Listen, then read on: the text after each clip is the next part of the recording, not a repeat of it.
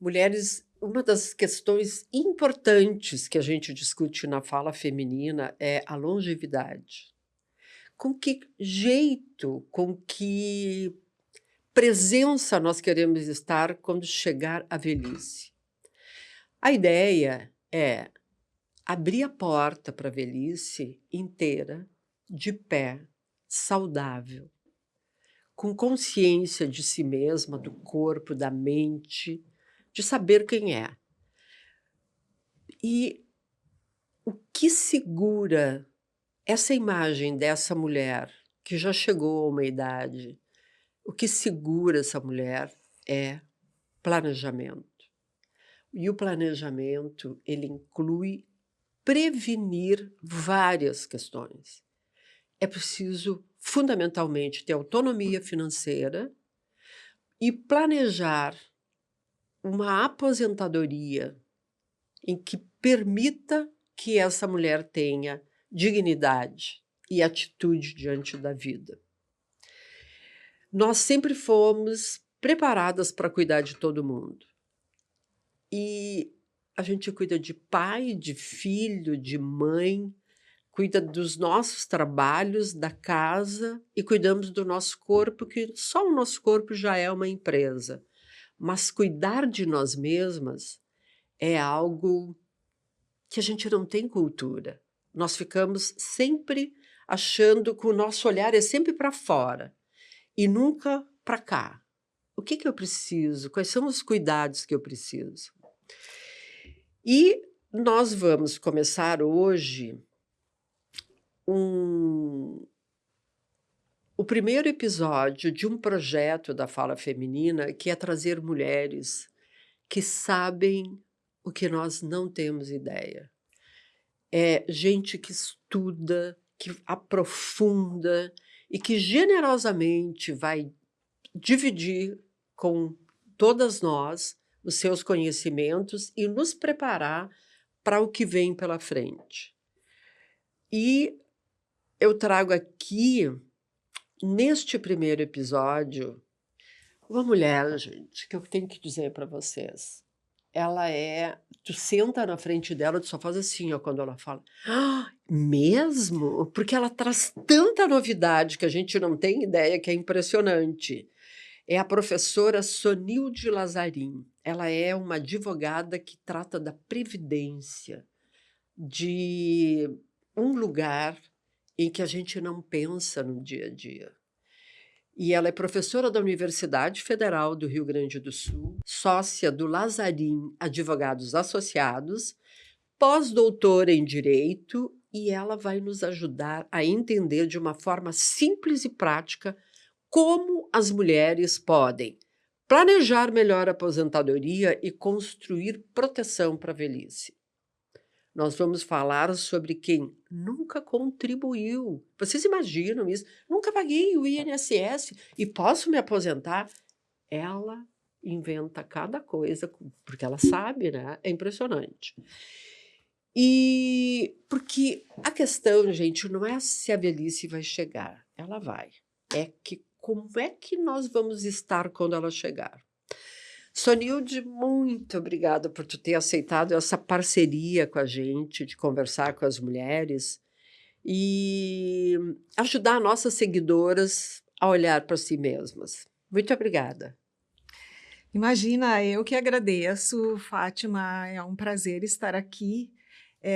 Isso contribui muito para o meu projeto de vida, que é que a gente possa falar para além da faculdade, que a gente possa atingir principalmente as mulheres, que no meu entendimento e de acordo com os dados estatísticos, são as mulheres que têm uma aposentadoria com valor menor, ou que não se aposentam, ou que não contribuem por esses motivos que tu acabou citando aí, porque são as mulheres que engravidam, porque são as mulheres que acompanham os maridos, as mulheres que param muitas vezes de trabalhar e as mulheres que fazem tudo, a gente cuida de tudo e de todos. E aí aquilo que tu dissesse, quem vai cuidar da gente? Vamos nos planejar. Então eu vou para a nossa primeira pergunta aqui, que nós temos várias. Aliás, é uma biblioteca de conhecimento aqui que a Sonilde vai trazer para nós. Em qual idade a mulher precisa pensar na sua aposentadoria? Bom, eu diria que uma mulher com 47 anos de idade, ela ainda conseguiria se aposentar aos 62. Se ela começasse, ela nunca contribuiu, vai começar aos 47. Por quê? Porque para uma aposentadoria por idade da mulher são necessários 2 requisitos. No mínimo, uma carência de 15 anos e 62 anos de idade. Então ela tem que pagar durante 15 anos. 15 anos. Então, se ela tiver com 47, ela ainda consegue, digamos assim, planejar uma aposentadoria. E se ela contribuir pelo teto máximo, ela consegue uma aposentadoria em torno de R$5.000, 5.100. Olha, e qual é o teto máximo? O teto máximo é 8.475. Com 15 anos, ela recebe 60% desse valor. Por isso que ela consegue, se nunca contribuiu, começar aos 47 e planejar uma aposentadoria aos 62. E o que dá mais ou menos mensalmente esse valor para pagar? Para pagar esse valor depende o formato da contribuição. Por exemplo, se for uma sócia de empresa que recebe Prolabore, é descontado 11% do recibo de Prolabore. Se ela for contribuinte individual, uma profissional autônoma, nesse plano ela terá que contribuir com 20% sobre o valor. E se ela for um plano básico, uma mulher que vai começar com 47 anos, uma dona de casa, por exemplo, mas que não tem como investir em contribuições sobre um teto, existem planos básicos, que depois a gente pode falar que são planos que pagam sobre um salário mínimo, mas aí os benefícios serão sempre por um salário mínimo. Mas aí é bem baixo, né? Aí é bem baixo, pode ser até de 5%, pode ser 11%, existem planos básicos para pessoas que não têm condições de pagar dentro do plano regra geral. Mas o que eu queria dizer, gente, é que é uma coisa importante, é que não é só a aposentadoria. Nós, quando falamos em previdência social, a previdência social, ela é uma rede de proteção. Então, uma mulher com 47 anos, eu disse, ela pode começar a pagar e planejar a aposentadoria por idade. Mas e se essa mulher ficar doente, inválida com 46? E aí? Ela está fora do sistema. Porque nós temos a previdência, eu disse, a pessoa precisa ter vínculo com a previdência. Qualquer benefício exige requisitos, então é como se fosse um plano de saúde. A gente entende o plano de saúde que tem uma carência para consultas, uma carência para hospitalização, uma carência para UTI. E se a pessoa não tem aquela carência, ela adere ao plano, está pagando o plano, mas não tem os requisitos, ela não vai ter o direito. A previdência social, ela é muito parecida com isso que eu citei. E também a gente pode imaginar como um seguro social. Ela te dá a garantia de cobertura numa série de eventos. Então, eu falei, com que idade uma mulher tem que começar a contribuir? Uma mulher pode começar a contribuir com 16 anos. É a partir dos 16 anos existem planos facultativos para aderência para ter proteção. Então, uma mulher aos 16, ela já pode contribuir com o INSS, para o INSS, pensando lá na frente. Pensando lá na frente, mas uma mulher com 16 anos, com 20 anos, ela não precisa estar já pensando na aposentadoria.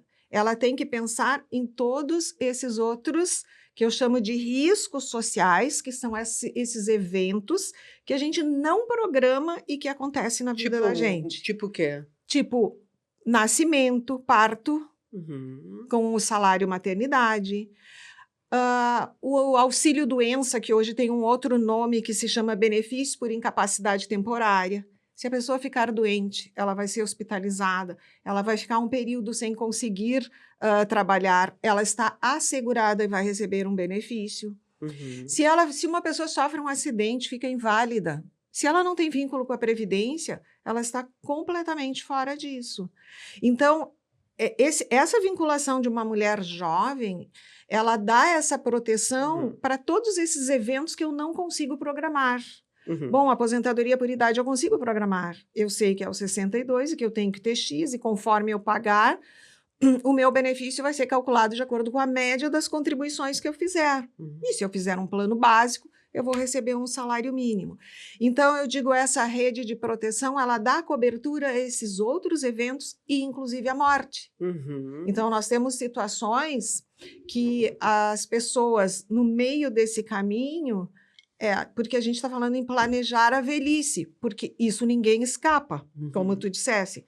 É o único evento certo, que a gente vai envelhecer e que a gente vai morrer.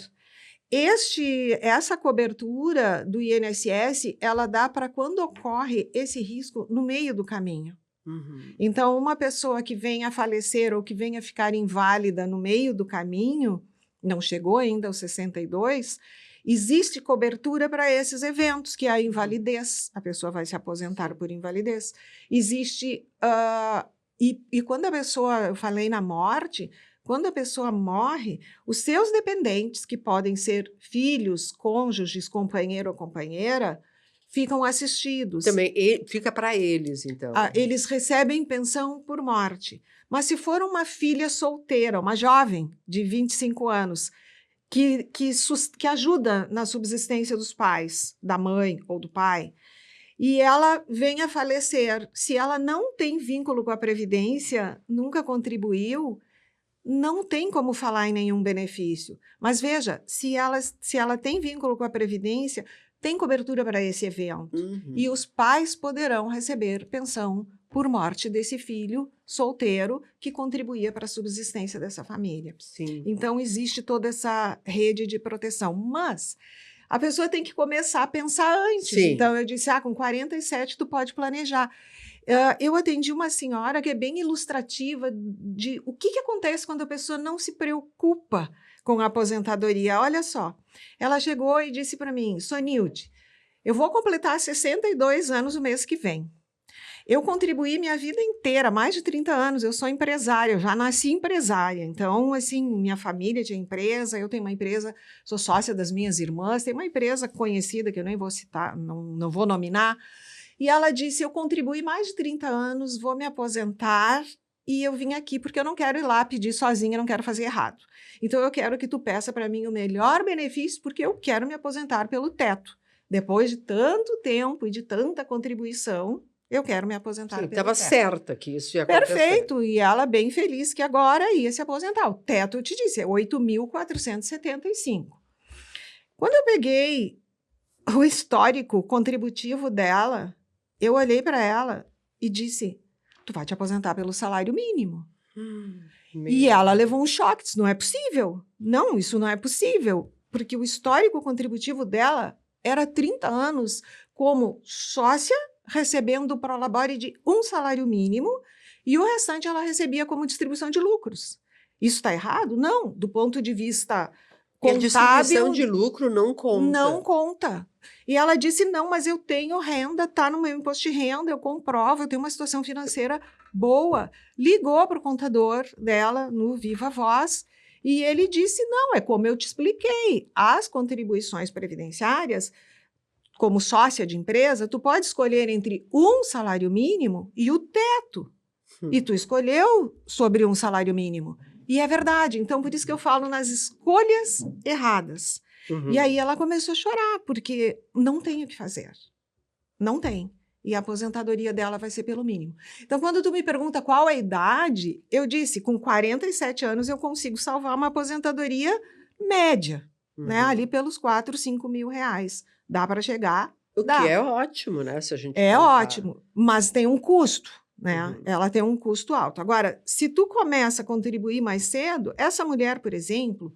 Se ela conhecesse as regras previdenciárias, se ela tivesse se planejado, ela poderia ter contribuído sobre valores maiores, e ela disse que tinha plenas condições de fazer isso, só ela não entendeu que ela, fazendo aquela escolha que é mais barata para a empresa, ela estaria minando, né, o futuro dela, a Uhum. situação financeira dela no futuro, porque é um valor que vai receber até o final da vida. Agora que interessante, né, porque, essa frase que tu falou, fazer as escolhas certas, Uhum, em tudo vale isso, né, vale. fazer as escolhas certas na alimentação, as escolhas certas na família e tal.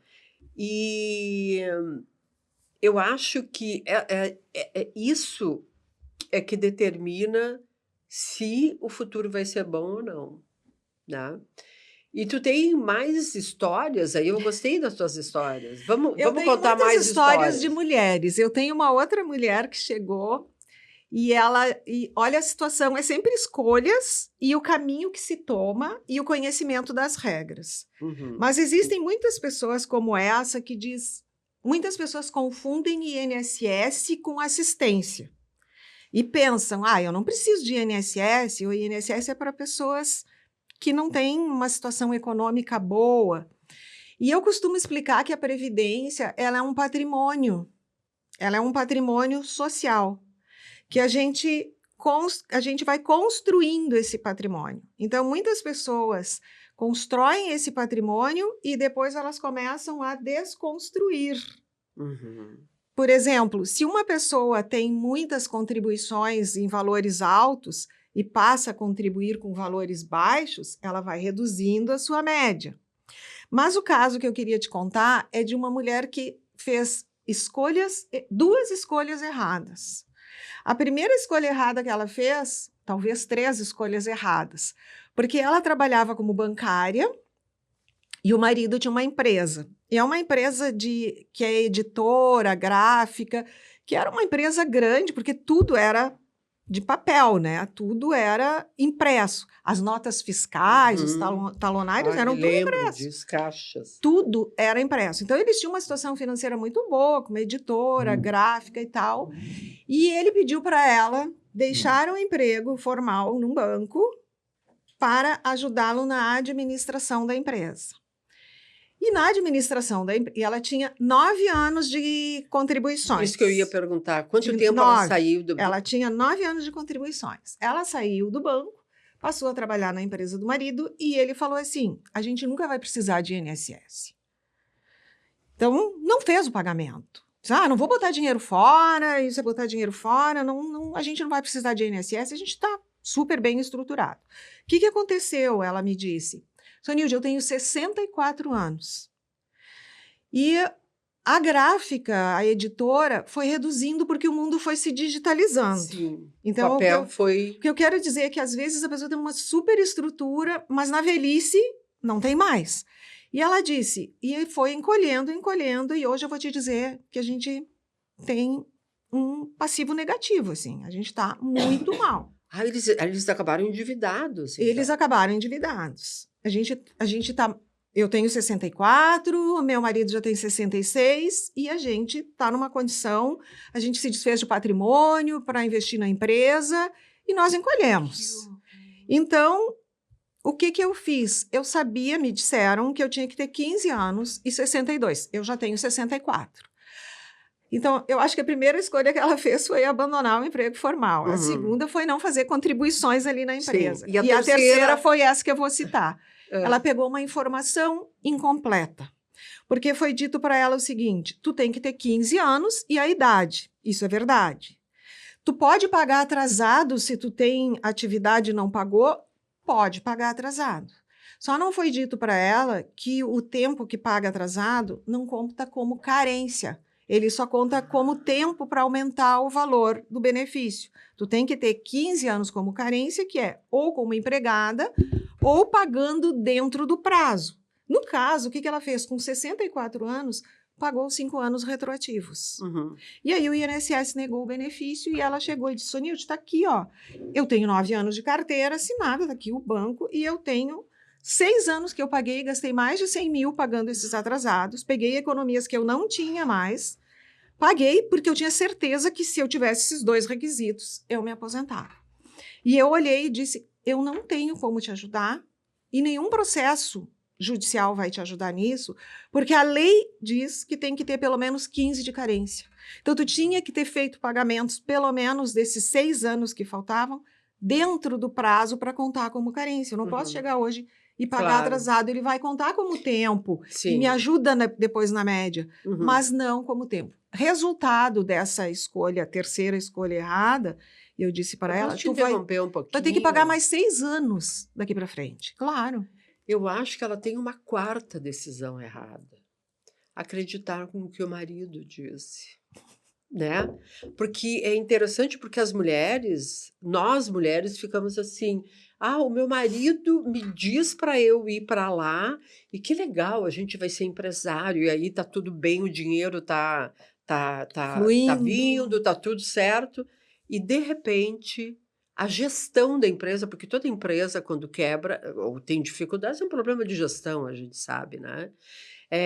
Aí a gestão não deve ter sido boa, e aí foram deixando, e ela confiou a vida dela num convite que parecia bom, escolhas erradas, como tu disse, né?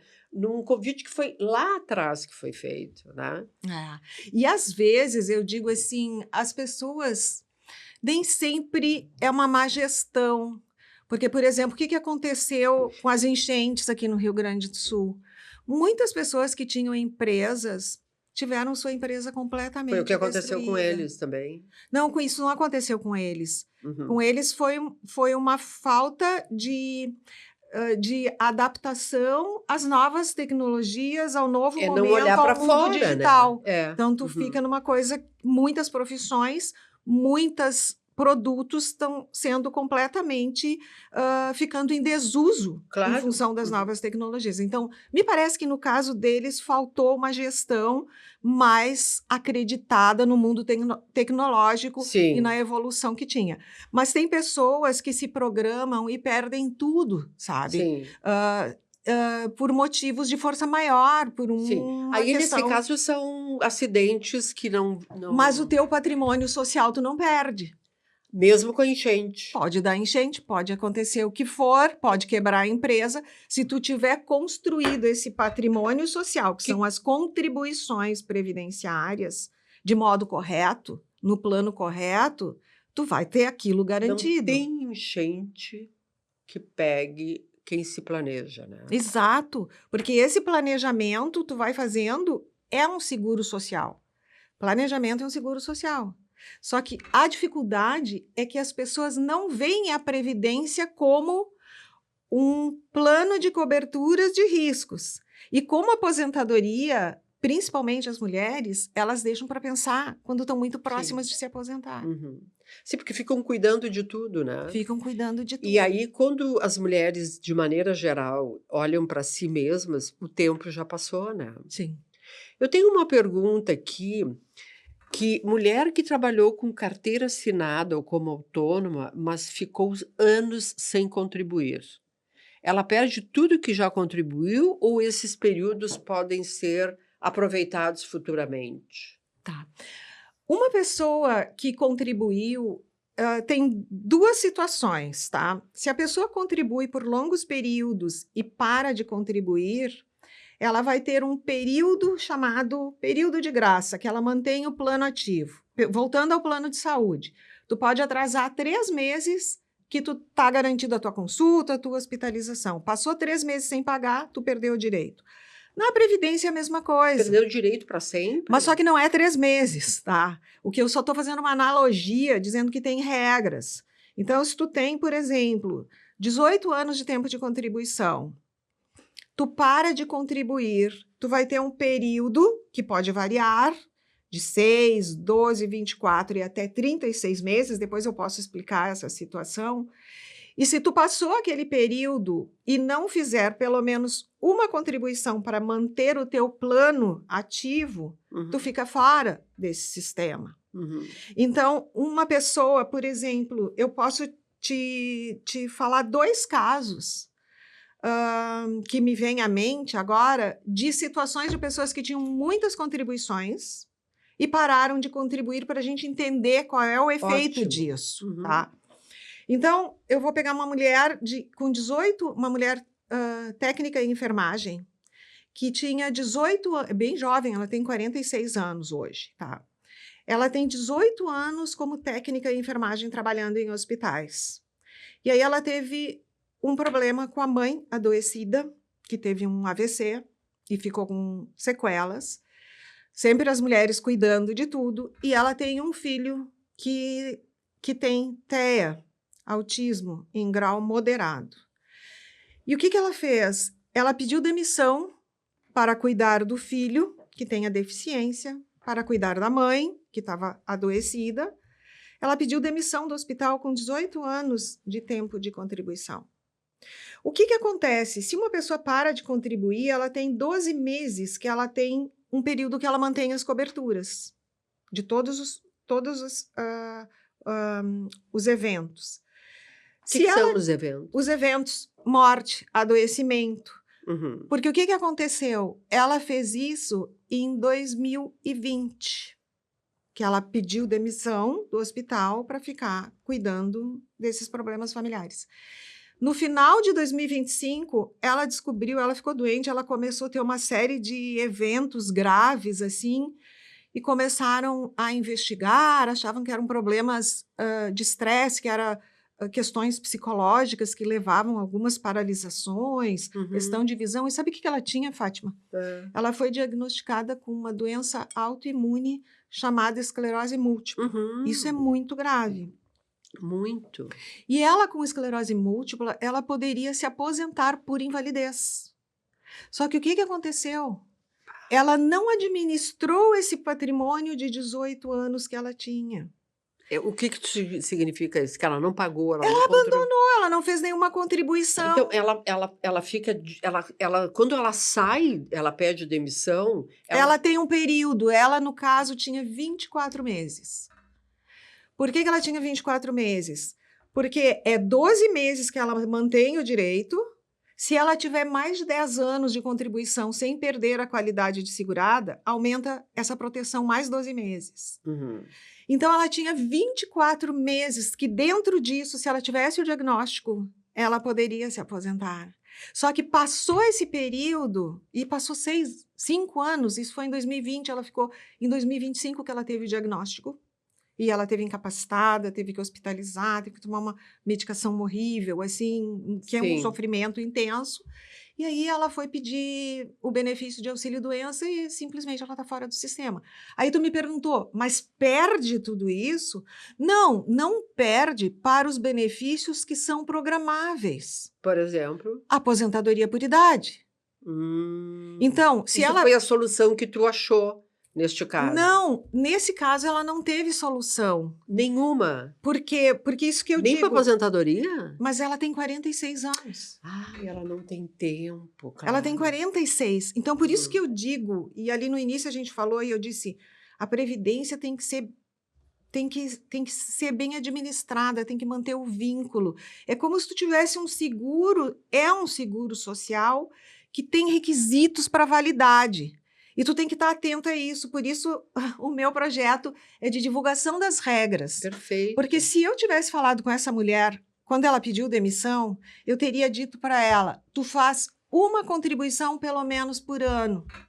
Porque tu vai te aposentar por idade, sim, aos 62, porque tu já tem mais de 15 anos de contribuição. Se tu não conseguir fazer mais... Claro que se tu fizer mais contribuições com valores mais altos... tu vai ter uma aposentadoria melhor. Mas se tu não fizer mais contribuições, eu consigo calcular e dizer qual vai ser o valor da tua aposentadoria, porque tu já tem os requisitos de tempo e tu vai, quando completar 62 anos, ter aposentadoria por idade. Mas, minha querida, para te manter o vínculo com a Previdência, se tu tiver outro filho, se tu adoecer, se tu ficar inválida, se tu morrer... tu não pode ficar mais de um ano sem fazer pelo menos uma contribuição como contribuinte individual. Uma já garante Ou se ela fizer como dona de casa, que não tem renda nenhuma, uma a cada 6 meses. Então, é 2 contribuições por ano. Mas e quem é que sabe disso? Ninguém. Isso que é amedrontador. E ela poderia se aposentar. Vocês entenderam? Ela sabe tudo e a gente não sabe nada. Nós, as espertas, que sabemos tudo sobre um monte de coisa, o último procedimento, aquele curso e tal, e aí a gente fica sem nada. É impressionante, Sônia, eu estou chocada com isso. E o outro exemplo que eu me lembrei, e tu é jornalista, eu me lembrei porque o caso de uma jornalista que é uma pessoa que tem e sempre assim as coisas acabam demonstrando tudo aquela tua fala inicial, que a gente é demandada para cuidar de tudo e a gente esquece de cuidar da gente. Então, olha só, ela tinha também... Essa jornalista, ela teve um período de trabalho como profissional liberal autônoma, onde ela recolhia, e isso está correto, isso é importante que as pessoas conheçam os planos. Eu estou fazendo um vídeo para mim divulgar só sobre os planos, que aí eu explico cada um dos planos, como a pessoa deve aderir. E ela aderiu e ela contribuía como contribuinte individual um período, que era uns 3 anos, e depois ela teve uma contratação com uma empresa jornalística bem conhecida, grande, e ela teve um vínculo de emprego com um bom salário como jornalista. O que acontecia? Ela tinha como jornalista que sair em horários diferentes, às vezes trabalhava à noite, tinha cobertura, saía muito cedo, e o marido, ele tinha uma empresa, e essa empresa tinha várias filiais em vários estados, e ele disse para ela, olha só, nossa situação é tão tranquila, eu queria que a minha esposa me cuidasse mais, ficasse mais comigo, viajasse comigo, me ajudasse na minha carreira, que está em expansão, a gente está muito bem financeira, e eu não queria que minha esposa saísse às 6 da manhã, que outro dia estivesse fazendo cobertura à meia-noite, que não sei o quê. Então, eu queria... Tipo, vem para casa. Vem para casa, cuida da tua casa, do teu marido, que o resto eu cuido. E ela fez isso. E aí, o que aconteceu? Que idade ela tinha, mais ou menos? Ela tinha 40 anos. Quando ela tinha 49 anos, 9 anos depois, o marido pediu o divórcio porque tinha se apaixonado por outra mulher. Tá, eu queria dar um tempo aqui. Gente, prestem atenção. Eu, se fosse vocês, voltava a fita aqui para ver essa história. A gente está só contando histórias de mulheres que deixaram de cuidar de si mesmas para cuidar de maridos. Maridos podem ser para sempre. Eu não acredito nisso. Mas tem uns que duram, né? Não dá. Mesmo que estejam casadas, né, Sonilde?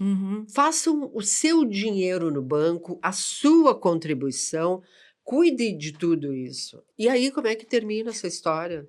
Já estou quase chorando aqui.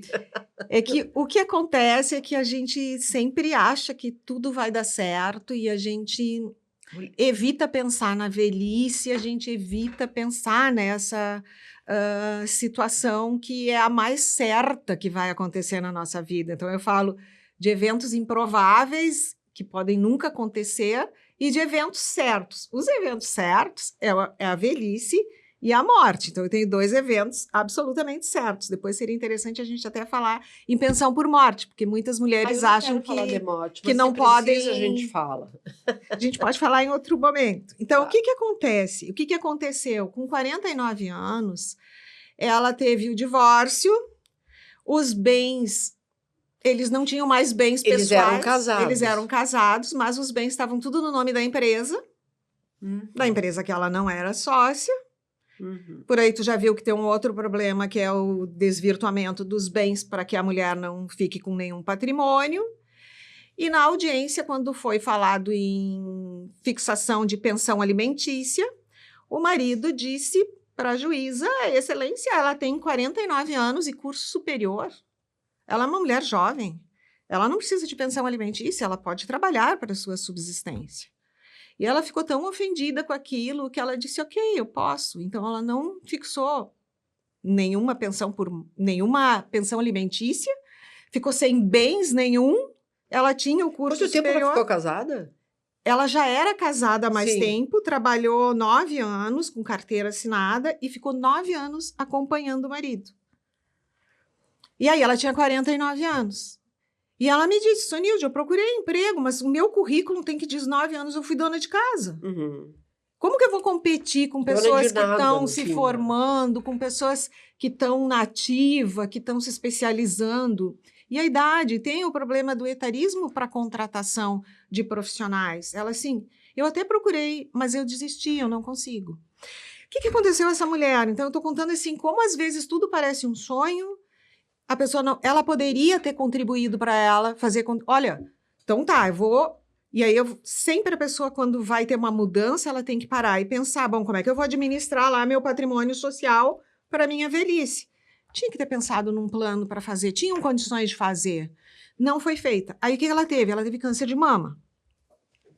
E eu conheci ela quando ela teve câncer de mama, porque aí ela veio me procurar para pedir um benefício.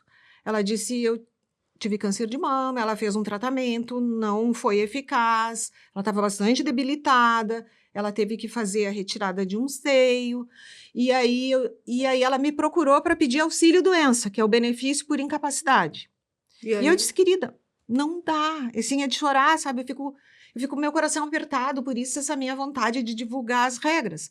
Porque ela também poderia ter feito a manutenção desses 9 anos que ela já tinha, fazendo contribuições periódicas de 6 em 6 meses, se ela não fizesse todo mês, para manter o plano ativo. Mas aí ela não conseguiu o auxílio-doença, porque eu disse, não pode, porque tu está fora do sistema, esse benefício exige vínculo ativo, tu está com o vínculo desativado. Mas tu reativa o teu vínculo. E faz, o vínculo começar a contribuir de novo. Porque se tu tiver outros episódios, depois que tu faz 6 contribuições dentro do prazo, se tu já tem contribuições, tu volta a contribuir, faz 6 contribuições dentro do prazo, tu readquire o teu vínculo, tu readquire o que a gente chama de qualidade de segurado. Sim, tu tá com seguro ativo. Passa a ter direitos. Né? Tu tá com o teu seguro ativo. Aí, por exemplo, ela se curou, se tratou, melhorou, se ela tiver um agravamento ou uma outra doença que estava atravessando a rua, torceu o pé, quebrou o pé, pode ter o auxílio-doença? Pode, porque daí ela já voltou para o sistema. Mas o que aconteceu e por que eu estou falando? Aí eu expliquei para ela, olha só, tu tem 49 anos e tu só tem 9 anos de contribuição. 8 anos e meio, nem era 9. Tu tem que, para te aposentar aos 62, tu tem que voltar a contribuir. Então, eu planejei a aposentadoria dela para os 62. E ela vai conseguir porque ela tem 49 hoje. E ela já tem 9 anos de contribuição. Daí, o que aconteceu? Sabe o que ela está fazendo hoje? Ela está trabalhando como babá no exterior. E fazendo as contribuições dela pelo teto no Brasil. Porque esse é um outro assunto que a gente pode falar outra hora. Que são mulheres no exterior. Sim. Que podem manter. Então, eu organizei a vida previdenciária dela, eu disse para ela quando ela vai se aposentar, com que valor ela vai se aposentar, dependendo do plano que ela escolher, do valor que ela escolheu. E ela disse, Sonilde, eu quero contribuir pelo teto, eu não me importo de trabalhar, porque depois dos 62, se eu viver até aos 92, eu quero ter um bom valor. Só que se ela não tivesse me procurado e deixasse para me procurar aos 60... não teria nada. Ia ser como a outra que eu falei no início. Sim. Entende? Então, as mulheres... e aí é um assunto importante também esse das mulheres no exterior. Sim, né? Eu acho que nós temos aqui... Nós estamos em Porto Alegre, no Rio Grande do Sul, mas a fala feminina tem um alcance nacional. Né? Nós temos seguidoras em todo o Brasil. E internacional, mulheres brasileiras que estão no exterior e que podem contar com o auxílio e esse conhecimento todo da Sonilde na língua nativa, podem fazer consultas online e cuidar da sua vida futura, mesmo fora do Brasil. Tu atende muitas mulheres no exterior? Muitas. Muitas mulheres estão no exterior. Me conta um pouco de história, assim, no exterior, o que tu tens de... As minhas histórias, quando procuram um advogado, estão fazendo praticamente tudo errado, né? Eu tenho, por exemplo, o caso de uma mulher no exterior que ela dizia que o marido dela que fazia as contribuições para ela. Porque ele entendia melhor. Sim, claro, as mulheres são tudo meio burrinhas, né? Claro. E aí, o que o marido dela fez? Ele tinha boa intenção, querido, mas ele desconhecia as regras. Ele fazia o seguinte, todo final de ano, ele pagava 12 meses, o ano inteiro. Então, ele se agendou para dezembro de cada ano. Pagar o ano seguinte. Pagar o ano anterior. Porque o Ah, seguinte ele não dá. deixava Deixava acumular. e aí Eu pagava pagava. tudo em dezembro. E qual é o Pagava problema? pelo teto. Pagava pelo teto. E aí? Pagar pelo teto, o teto é 8.475, dá R$ 1.690 por Pô, ele mês. pagou uma grana. Uma grana. Só que ele pagava o dela, porque só tem uma modalidade que pode pagar quem está no exterior, que é como contribuinte facultativo, tá? Porque é o não residente no Brasil. A lei permite que o brasileiro não residente no Brasil possa ter vínculo com a Previdência, fazer o seu seguro, estar garantido e se aposentar. Mas na modalidade de contribuinte facultativo. Só que no contribuinte facultativo, tu não pode pagar retroativos. Ai, eu não acredito. E Não ele pode pagar perdeu? atrasado. Só que ele fazia isso, sabe há quanto tempo? 9 anos. Quanto deu em dinheiro tudo que ele A fez gente de 9 pode anos? pedir a restituição só dos últimos 5 anos. Gente. Mas não vai contar como tempo nenhum. Aham. Só que aí, a mulher tem 50 anos.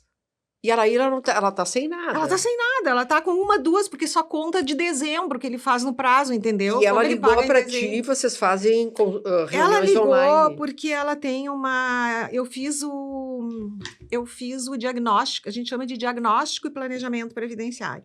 E eu tinha feito da irmã dela. Posso te contar o caso da irmã dela também. E a irmã dela ligou para ela e disse: Fulana, fala com a Zonilde, porque eu estava fazendo tudo errado e ela organizou a minha vida, ainda dá para correr atrás. Então tu liga para ela para ver se tu tá fazendo certo. Por isso que ela me ligou. E ela tinha 50 anos. E aí, claro, a gente fiz toda a orientação, expliquei, e ele começou a fazer, porque as contribuições, elas precisam ser feitas todos os meses. Então, um contribuinte individual, uma contribuinte facultativa, ela pode pagar, por exemplo, se tu quer, digamos que tu tivesse parado de contribuir, falasse comigo hoje, eu iria dizer, Fátima, tu pode pagar o mês de... Nós estamos em julho, tu pode pagar o mês de junho até o dia 15 desse mês, julho. Uhum. O mês de julho, tu paga até dia 15 de agosto. O mês de agosto, tu paga até 15 de setembro. Então, tu sempre paga até o 15º dia do mês seguinte, para te ser dentro do prazo. Sim. Para contar como carência. Então, na verdade, se tu contasse o que ela tinha de carência, eram os meses que ele pagava aquela do mês. As outras atrasadas, elas acabavam não entrando. E aí, só conta a partir do momento que tu faz a primeira dentro do prazo, só conta aquelas que tu fizer dentro de 6 meses, senão tu fica fora. E aí, tá, orientei. A irmã dela já fazia diferente. A irmã dela foi gerente de uma loja de... uma grande rede aí de confecções, e ela foi gestora, foi gerente por 12 anos. E aí ela tinha uma vida muito complicada, reuniões, saía, e ela teve filho, tinha que viajar, e tinha que fazer trabalhos fora do horário, como gestora. Então, a vida, assim, era um caos. E aí ela não estava conseguindo, e ela disse, não, peraí, eu vou, né, dar uma respirada, eu quero um pouco de qualidade de vida e vou investir no meu sonho. Meu sonho é abrir uma empresa, eu tenho qualificação, eu sei o que eu tenho que fazer, e era o sonho que ela abafou trabalhando lá numa grande empresa, mas ela fez um acordo com essa empresa, recebeu uma remuneração muito boa, porque ela tinha participação nos lucros por regiões, ela era gerente regional, e ela abriu o seu próprio negócio. E aí, ela fez isso em 2015, tá? Ela me procurou agora, no início de 2026. Então, ela tinha 10 anos como empresária, o sonho dela, a empresa está bem, tá bombando, tá tudo direitinho.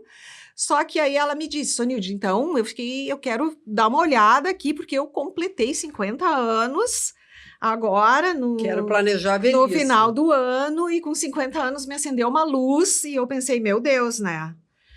E aí eu olhei e vi, ela tinha, assim, 12 anos pelo teto, as contribuições, e os 10 anos da empresa dela, ela fez pelo salário mínimo, adivinha?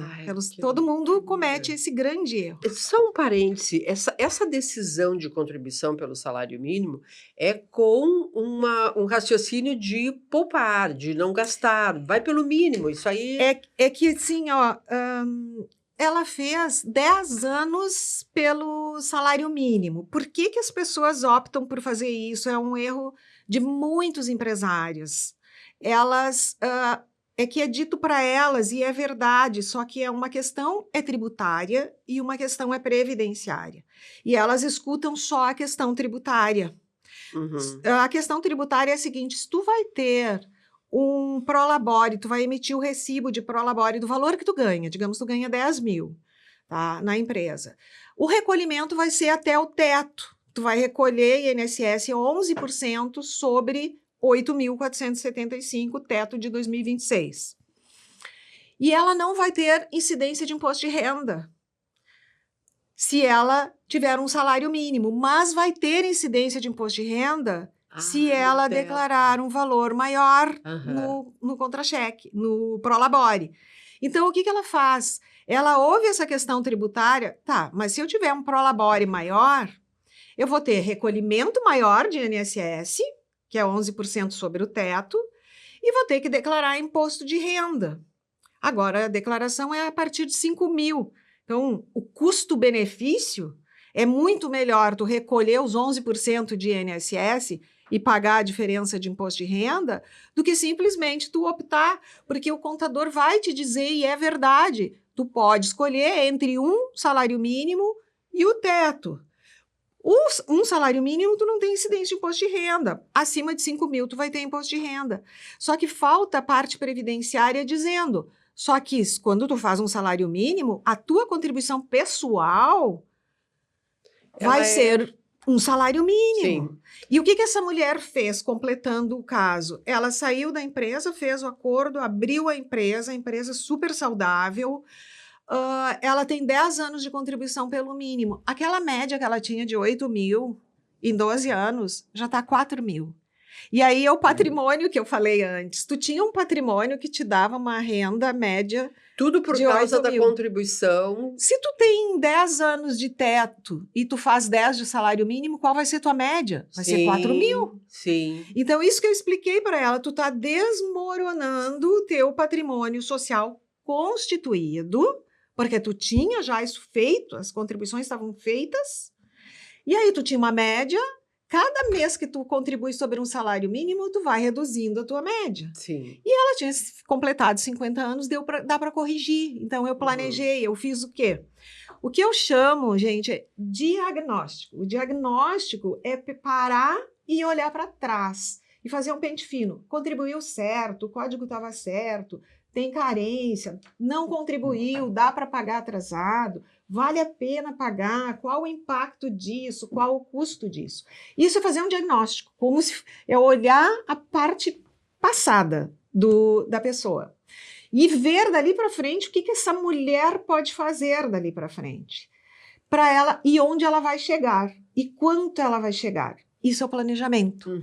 Então, no caso dela, eu peguei o que ela tinha, vi esses 10 anos, está tudo errado, eu posso pagar, eu devo pagar, e ela começou a pagar a partir dos 50 anos, retomou, isso faz uns 2 anos, retomou pelo teto e planejou, e eu disse para ela, se tu fizer isso, tu te aposenta com tal idade e com o valor X. E uma coisa, não é só aposentadoria por idade, tá? Isso é uma coisa importante. Existe aí, porque todo mundo está falando, tá, acabou as regras com a reforma da aposentadoria por tempo de contribuição. Não é verdade, tá? Existem 4 regras transitórias. E tem uma regra que não exige idade mínima, que é a regra que aplica o fator previdenciário, que é a chamada regra do pedágio 50%. Meu Deus, ela a gente só tem que consultar ela. Não essa é um tipo que não exige idade mínima. Nós temos um tipo de aposentadoria que é excelente, que é uma regra transitória, que é a chamada regra do pedágio 100%. E as mulheres podem se aposentar aos 57 anos, se tiverem o tempo, e aí varia de acordo com o histórico de cada uma. Eu tenho que ver quanto ela tinha quando mudou a lei, em novembro de 2019. Vai depender das contribuições que ela escolheu fazer. Que ela tinha até 2019. Sim. Aí a regra transitória, ela pega essas mulheres que já estavam contribuindo para fazer uma atenuação. Então, nós temos a regra da idade mínima progressiva, nós temos a regra do pedágio 100%, que é aos 57 anos. Nós temos... O que é o pedágio 100%? Eu vou olhar em 2019... quanto tempo essa mulher tinha. Vamos dizer que ela tinha 28 anos de contribuição. O pedágio 100% ela vai ter que trabalhar mais os 2 anos para fechar 30, que era o limite da antiga. Então, tu fecha, tu trabalha, contribui o que faltava para fechar 30, que era os 30 lá quando mudou a lei, e cumpre um pedágio de 100% do que faltava. Ou seja, paga mais 2 anos.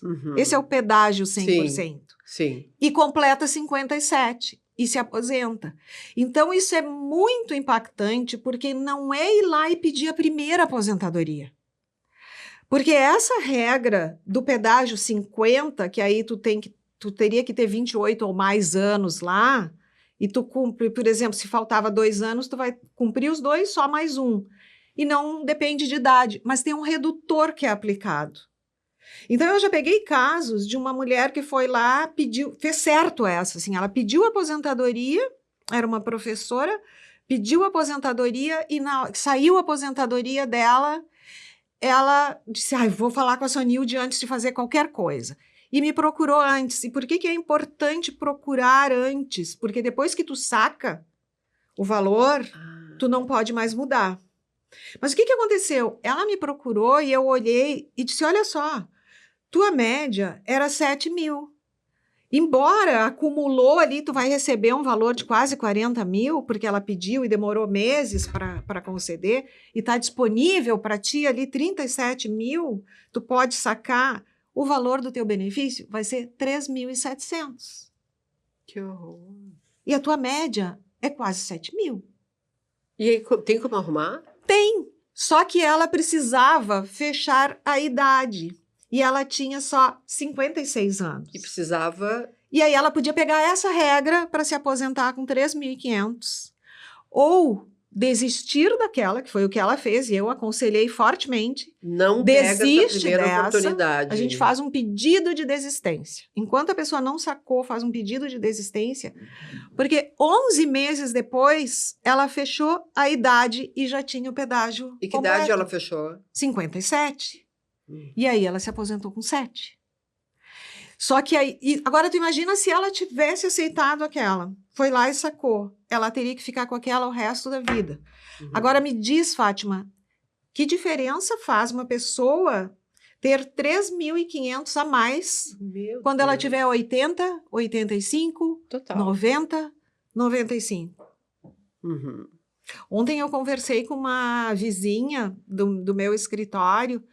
E ela disse, eu tô tão atarefada, tô sobrecarregada, porque minha mãe está no hospital, minha mãe tem 94 anos, meu pai tem Alzheimer, eu tenho 3 irmãos homens, nenhum me ajuda porque cada um tem seus problemas, um tá cuidando da sogra, o outro tá cuidando da família, o outro não sei o quê, e sobra tudo para as mulheres, e eu que tô dando assistência para os 2. E quando eu quero dividir as despesas, cada um tem as suas próprias e não pode, eu estou arcando basicamente sozinha com as despesas deles, porque meus pais, Sonilde, eu juro, por Deus que ela me disse isso, porque meus pais não se preveniram. Eles não têm aposentadoria, Sonilde, nenhuma. Não. Um com 94 anos e um com 93. E ela disse, eles não contribuíram, eles não se planejaram. Hoje, se eles tivessem, ainda que fosse um salário mínimo, que os 2 juntando daria 2, já me ajudaria muito. Então, é uma mulher que está esgotada, sobrecarregada, ela não está conseguindo trabalhar direito. E quando eu digo que a aposentadoria tem que ser pensada e planejada, e mulheres entendam, né? É muito importante, mesmo que seja um valor baixo. Eu não tenho como pagar. Tem planos. Eu falei que tem planos, que eu ia falar sobre planos. Tem 3 planos. Posso falar sobre os planos? Deve falar sobre os planos. Nós temos um plano que é a regra geral da Previdência, que as mulheres, mesmo mulheres que não têm atividade, ou mulheres que trabalham, porque a gente vê muitas mulheres que têm uma renda boa, que trabalham, e são as chamadas PJs. Sim. Tá super na moda, né? Todo mundo é PJ. Ou que contribuem como MEI. microempreendedoras individuais. O MEI, ele é uma alternativa boa, sim, ele insere socialmente, falando em proteção social, um número muito grande de trabalhadores, de trabalhadoras, que não têm condições de arcar com os custos de uma empresa de outra modalidade. Mas hoje nós sabemos que a relação formal de emprego, ela não está mais ocorrendo. Ela está sendo substituída por PJs. Só que uma PJ mulher, a PJ não engravida. A PJ não adoece. A PF sim, né? A PJ não morre. E aí, a PF que está lá, a mulher que está administrando a PJ, ela tem tudo isso que a gente está falando. É como se tivesse uma vida paralela, né? E essa vida, tu administra a tua PJ, mas tu não administra a tua PF. Tu fica ali. Eu falo com todo mundo, eu pergunto para todo mundo, tu tá contribuindo, tu é isso, já oriento, já vejo. Ela chega nos eventos, aniversário chega lá e diz assim, só um pouquinho que eu preciso falar, vocês estão contribuindo? Eu estou sempre preocupada com isso. Eu dou isso de presente, Fátima, para as pessoas. Pois e às vezes eu contribuo para algumas sem que elas saibam. Mas olha só, falando nos planos, eu já falo no presente. Falando nos planos, então, esse plano, regra geral, as mulheres, principalmente as PJs, as que estão contribuindo como microempreendedoras individuais, elas podem aderir a um plano melhor. Porque o valor do benefício vai ser de acordo com a média das contribuições que elas fizerem, e elas podem optar entre um salário mínimo e o teto da Previdência. Então, se tu fala, por exemplo, com uma pessoa, vamos pegar um exemplo, assim, uma cabeleireira. Ela não é empregada. Ou ela é PJ ou ela é MEI. Ou ela é contribuinte individual, autônoma, contribuinte individual. Vamos dizer que ela é uma profissional qualificada, ganha 10, 15 mil por mês. É uma realidade de salões de beleza com cabeleireiros. Sim, sem dúvida. Se ela adoece, ela vai ganhar um salário mínimo. Ela sai de 10 mil para... Tu entende quando eu digo que tu tá trabalhando, mas a gente tem que pensar no momento que tu não pode. Aí tu te vê com uma doença. Aí tu sofre um acidente. Aí tu fica hospitalizada. E aí, na hora do parto, aí ao invés de ganhar 10, 15 mil por mês, tu vai ganhar um salário mínimo. O salário maternidade vai ser um salário mínimo. Sai com o salário mínimo e o bebê no colo. Porque o MEI, a PJ, as pessoas, e até as sócias de empresas médias e grandes optam por fazer sobre um salário mínimo. Então, o plano pode ser, por isso que tem que planejar, tem que escolher, tem que ver o que a pessoa já tem, muitas vezes ela é CLT, ela tem contratos de trabalho, e planejar. Mas nós temos também um plano que se chama plano simplificado. Qualquer pessoa pode aderir a esse plano simplificado. E muitos profissionais aderem, eu já vi médicos fazendo isso, dentistas fazendo isso. E o que é esse plano? Esse plano simplificado é uma opção por contribuir sobre o salário mínimo com valor reduzido. É 11% do salário mínimo. Então, tu vai pagar, tipo, R$178 por mês. Mas o que tu vai ganhar depois? Sempre um salário mínimo.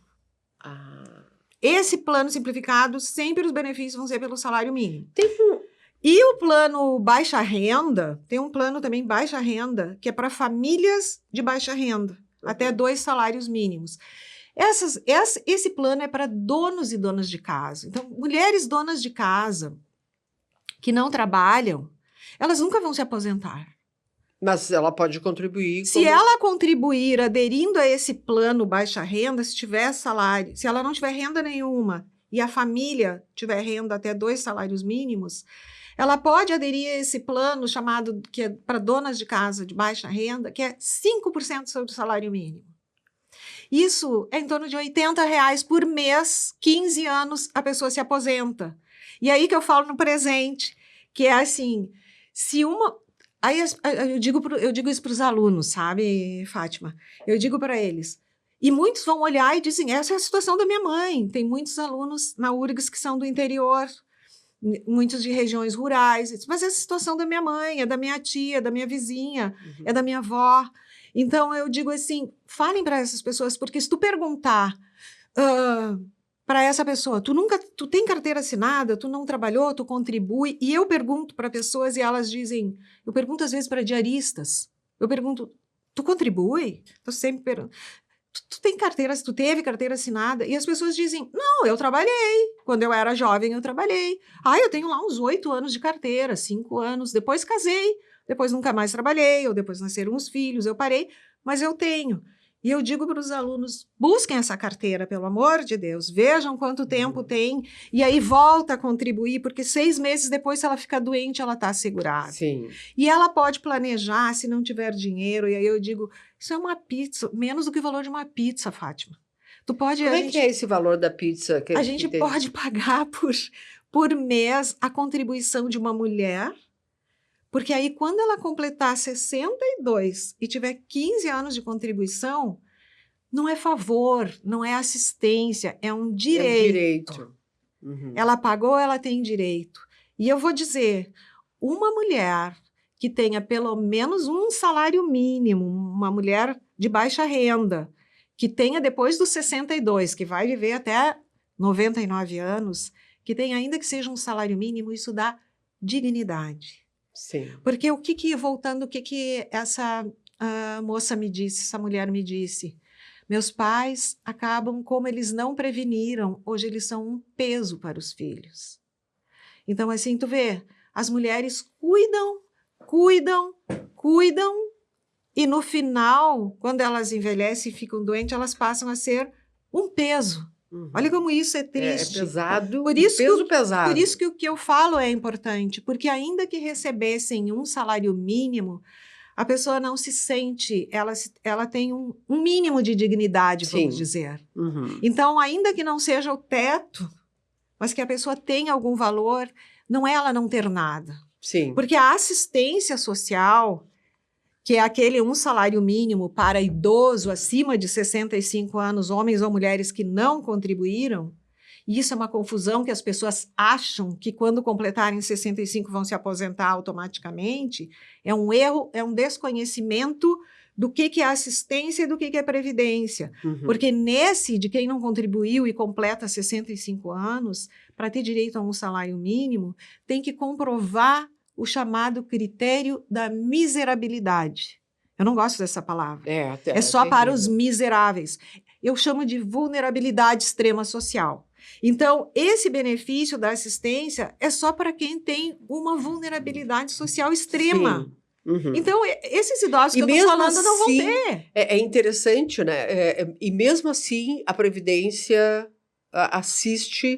tem possibilidade de assistir a todos. Me diz uma coisa, a gente está fechando 1 hora, tá? Eu vou te convidar para a gente abrir uma igreja e tu vai ser a pastora. Deus me livre de igreja. Minha reza é outra. Qual é? É essa. Uhum. A minha reza é, por isso professora, né? Fazer usar essa minha profissão para falar, porque os alunos me dizem isso. Nossa, isso aí tinha que ser no primeiro semestre, eu já poderia ter 5 anos de contribuição. E eles dizem, todo mundo tem que conhecer essas regras. Eu acho que todo mundo tem, porque a gente paga, no mínimo tem que saber pagar certo, né? É interessante porque isso tudo que tu está falando, a gente chega numa questão, a gente já está finalizando, que é como as pessoas, aqui no caso o nosso público são mulheres, o nosso público aqui no caso o nosso público são mulheres, e onde que se consegue essas informações? Porque é interessante, até donas de empresa que tinham um contador que se preocupava com o tributário. É sempre a pessoa jurídica, mas existe uma pessoa física que precisa ser cuidada e se cuidar, né? E como é que se chega a essas informações? Porque a gente tem, assim, obviamente que todo mundo, depois que terminar esse episódio, vai procurar a professora Sonilde, porque ela vai generosamente atender a todos, né? Ela dá consulta online, consulta presencial em Porto Alegre, e isso é uma necessidade. Mas como que a gente toma a decisão de ir procurar a Sonilde? A gente precisa de informação. Onde que se consegue isso? Esse é um problema muito grave, que eu acho que a Previdência Social deveria se preocupar em informar. Porque nós temos uma outra questão que é grave, não tem essa informação. Essa informação ou é feita pela Defensoria Pública, jurídica, para quem não tem renda, tem que pegar fila, tem que ficha, mas são informações jurídicas, por isso que a contabilidade não dá conta, não é a área da contabilidade. Antigamente as regras eram mais fáceis, o contador acabava fazendo tudo. Hoje as aposentadorias, os planos, eles são uma questão mais jurídica do que contábil, né? E não tem uma, digamos assim, assistência social, que seria o serviço social da Previdência, ele não dá conta de dar todas essas informações, né? Não existe adequadamente assistência que pudesse levar esse conhecimento a todas as pessoas.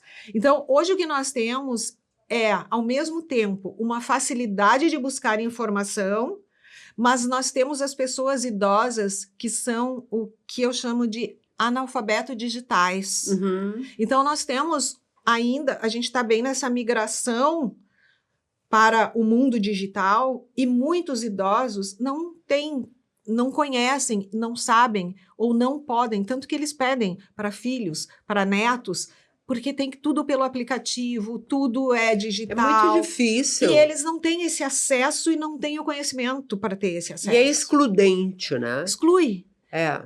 Por isso que eu falo em analfabetismo digital, porque é um grupo grande de pessoas, não só pessoas com insuficiência financeira, mas de pessoas que não conseguem. Então, tu diz, a informação é abundante, tá? Mas onde? Onde? Né? Exato. E se essas pessoas conseguem esse acesso? Então, é muito difícil o acesso à informação. Por isso que eu acho que a informação ela deve ser dada não só para as pessoas idosas, para as pessoas mais vulneráveis. Mas em geral para a população. Mas para a população. Exato. Porque se tu conhece a regra, tu fala para o teu vizinho, tu fala para quem tu tem contato, tu fala no elevador, tu aproveita e pergunta das contribuições de alguém, né? Tu vê alguém com o braço quebrado, tu já pergunta se conseguiu o auxílio Agora eu vou ver tudo, eu vou entrar no elevador, eu vou entrar em qualquer lugar e eu vou ver o seguinte, será que essa faxineira que está limpando aqui o prédio tem aposentadoria? Será que o Uber está contribuindo? Eu pergunto, eles nunca, a maioria não está ou são MEIs. Sim, e aí... E aí se sofre um acidente de trânsito. Pois é. Se perde todo o carro e fica incapacitado para trabalhar e se tem 3 filhos. Meu Deus. Entende a importância disso? Então, é muito importante. Eu tenho uma pergunta que eu acho que, assim, para a gente finalizar, é uma pergunta de ordem política. A gente sabe que os governos todos estão quebrados e a questão da previdência nos governos, tanto estaduais, porque são os federais que cuidam, né? Há um problema sério de utilizar o fundo da Previdência para outros fins, não é? E aí a gente vai ter dinheiro enquanto país para dar conta da aposentadoria, para dar conta de todos esses benefícios, aposentadoria e todos os outros benefícios? Temos fundo para isso? Bom, essa é uma questão mais da economia e tributária, mas eu tenho uma visão diferente disso. O que eu acho, tá? Nós temos 30 países, de acordo com um artigo da OIT, da Organização Internacional do Trabalho, fez um levantamento, porque existe um mito que a Previdência vai quebrar, que os aposentados são parasitas, né? E os estudos que embasam isso, eles são completamente diferentes desse discurso, tá? Então, nós temos discursos que são mais protetivos às políticas sociais, aos aposentados, aos trabalhadores, e nós temos políticas que não, todo mundo é por si, e o trabalhador que vai investir no banco privado, ele que vai fazer a aplicação do seu dinheiro. Então, eu acho assim... se eu estiver falando contigo, tu tem todo esse esclarecimento, tu é uma empresária, tu vai administrar bem teu dinheiro. Mas ainda assim, muitos empresários aplicaram o Master, né? Ah, pois é. Então, mas... E o FGC não cobriu tudo. Então, e aí? Então, eu acho que mesmo quem só investe em previdência privada tem que ter uma previdência pública. E por que que eu acho que a previdência pública te dá esse suporte e não vai... E aí eu disse, esse estudo da OIT, 30 países tinham alterado o sistema, dizendo não vai dar, vai quebrar, não vai conseguir, a Previdência não consegue pagar todo mundo, as pessoas estão, a expectativa de vida está muito elevada, as pessoas estão vivendo muito mais hoje, e a Previdência não vai ter suporte, então vamos capitalizar.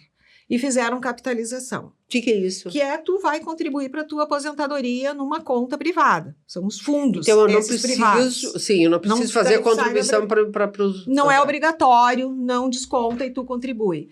Desses 30, 18 já tinham voltado ao sistema.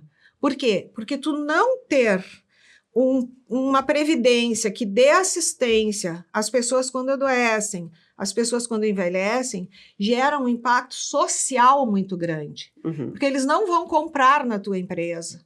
Essas pessoas não Tu não movimenta a economia. Tu não movimenta a economia. Então, eu entendo que é uma burrice, né? Políticas que tentam restringir e retirar, porque o próprio Bolsa Família, que é um benefício assistencial, comprova o quanto movimenta a economia e o número de empregados, 80% dos novos contratos, numa estatística que foi feita, são de pessoas que recebiam Bolsa Família. Então, eles recebem transitoriamente, é necessário para a pessoa não passar fome, para a pessoa comprar uma roupa para ir para uma entrevista, um calçado, entende? Então, uma entrevista de emprego. Então, no Brasil também teve quando teve a proposta de emenda constitucional em 2019, também se falava em colocar paralelo a esse sistema, para quem já estava, um sistema de capitalização previdenciário, que era a ideia lá, né, da época, da ideologia da época. Graças a Deus, isso foi excluído. Então, o Brasil, então, que pé nós estamos no Brasil? Eu acho que a gente tem que parar e pensar e fazer uma readequação da Previdência à situação atual. A atual que eu digo do momento que a gente vive. Por quê? Porque hoje as pessoas não são mais contratadas formalmente em relação seletista, pela CLT, Relação de Emprego.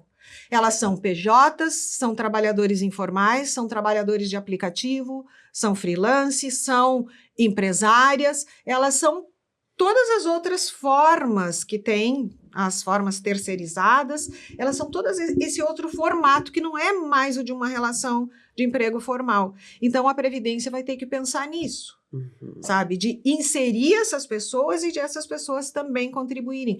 Mas por que só se pensa nas contribuições das pessoas, Fátima? Eu falei antes que as empresárias usam um salário mínimo, porque não pagam imposto de renda, e o resto recebem como distribuição de lucros. Distribuição de lucros não tem contribuição para o INSS. Por que uma pessoa que ganha 5 mil tem, e por que quem recebe como lucros não tem? Então, eu acho que tem que ver outros formatos, porque hoje nós temos todo esse mundo do investimento. Por que a gente não pode tributar as grandes fortunas? E tributa um pouquinho, porque se tu tributar um pouquinho não vai fazer nenhuma diferença para essas pessoas, mas para a Previdência faz. Por que não tributar? A tributação de imposto de renda tu vai pagar acima de 50 mil mensais, né, num empresário, mas não tem contribuições para o INSS. Então, eu acho que é um olhar, que vai ter que ter um olhar diferente, políticas diferentes e tributar aquilo que não é tributado e que é supérfluo, que está sobrando, que nós temos uma desigualdade muito grande no Brasil. O que é supérfluo, o que está sobrando e que não é? Jatos particulares, lanchas, jet ski, distribuição de lucros absurdos que tem. E não são tributados? Não poderiam ter uma contribuição, ou não são, ou tem uma contribuição ínfima. E isso daria um resultado enorme para a Previdência se a gente conseguisse pensar fora da casinha. Por quê? Porque fazendo isso e fazendo a manutenção de benefícios como a gente tem hoje, para o futuro, tu mantém toda a economia movimentando. Porque nós já tivemos uma situação parecida com isso quando surge a Revolução Industrial, quando surgem as máquinas, quando surge tudo. Não tinha garantia nenhuma. E aí os trabalhadores trabalhavam até morrer. E o que eles ganhavam não dava para comida. Eles faziam 17, 18 horas por dia. E aí eles morriam, eles não tinham condições de se alimentar porque eles não tinham regra nenhuma de direito. Aí veio o direito do trabalho, inseriu todo mundo, reduziu a jornada, resolveu? Não, tanto que nós temos muita exploração até hoje. Mas o que eu digo, inseriu essas pessoas. E hoje a gente vê E o que ocasionou? Uma situação de pauperismo. Pauperismo é uma degradação social geral, porque é um grande número de trabalhadores que tem uma degradação social, que não tem mais dinheiro, que não tem condições, que não compra remédio, que morre, que não consegue as crianças ultrapassarem 5, 7 anos de vida. Daí tu começa a não ter gerações, porque elas não conseguem, isso não dá. Então, quando surge o direito do trabalho, ótimo, o direito do trabalho é só para proteger o trabalhador. Não, ele é para proteger o próprio sistema, porque senão tu não tem a manutenção de mão de obra. E hoje, com essa inversão que a gente está tendo dos PJs, MEIs, e eu disse, PJ não adoece, MEI não adoece, a gente está vendo que muitas pessoas estão fazendo 12, 13, 14 horas de trabalho. E eles vão adoecer. Sim. Vão adoecer. E vão para onde? Para a Seguridade Social, para a saúde pública e para a Seguridade Social. Então, esse não regramento, ele acaba gerando um impacto para toda a sociedade. Sim. Gente, assim, se a gente tem vontade de ficar o final de semana com ela ouvindo, né? Porque é muita... Tu tem muito conhecimento, Sonilde. Obrigada. E tem dados e conta histórias e tal. A Sonilde podia escrever um livro sobre histórias bem contadas de pessoas que não conseguiram fazer a sua vida planejada, né? Mas, olha, eu super te agradeço. Nós voltaremos com a Sonilde, porque o assunto, a gente tem uns...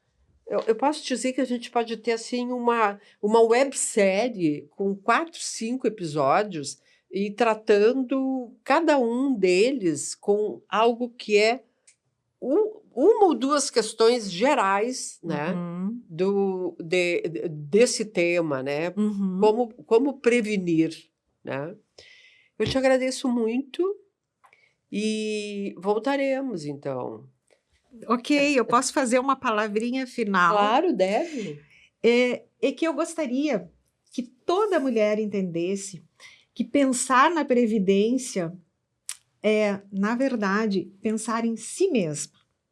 Eu acho que a gente tem que ter essa noção de que eu vou cuidar da previdência é uma forma de cuidar de si mesma, porque nós cuidamos de todo mundo.